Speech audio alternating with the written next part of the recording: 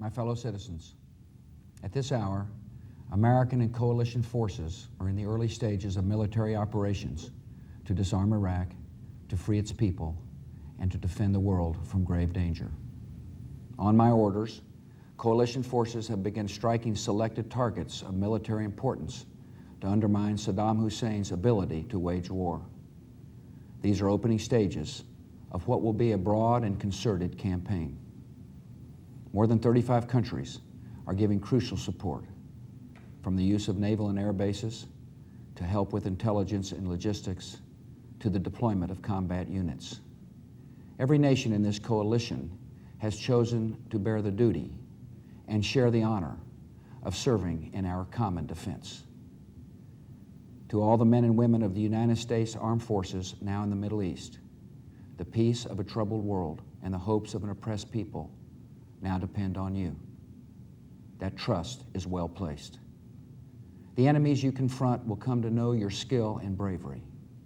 The people you liberate will witness the honorable and decent spirit of the American military. In this conflict, America faces an enemy who has no regard for conventions of war or rules of morality.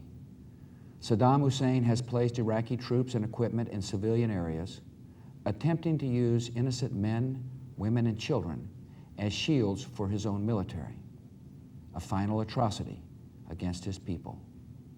I want Americans and all the world to know that coalition forces will make every effort to spare innocent civilians from harm. A campaign on the harsh terrain of a nation as large as California could be longer and more difficult than some predict.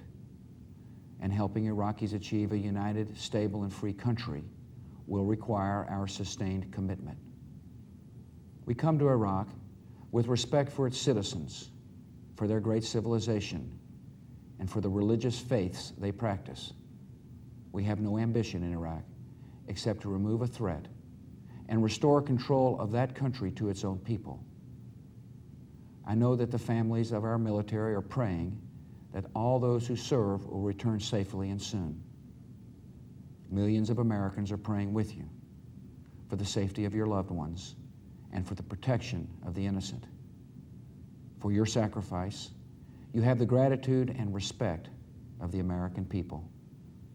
And you can know that our forces will be coming home as soon as their work is done. Our nation enters this conflict reluctantly, yet our purpose is sure. The people of the United States and our friends and allies will not live at the mercy of an outlaw regime that threatens the peace with weapons of mass murder. We will meet that threat now with our Army, Air Force, Navy, Coast Guard, and Marines, so that we do not have to meet it later with armies of firefighters and police and doctors on the streets of our cities.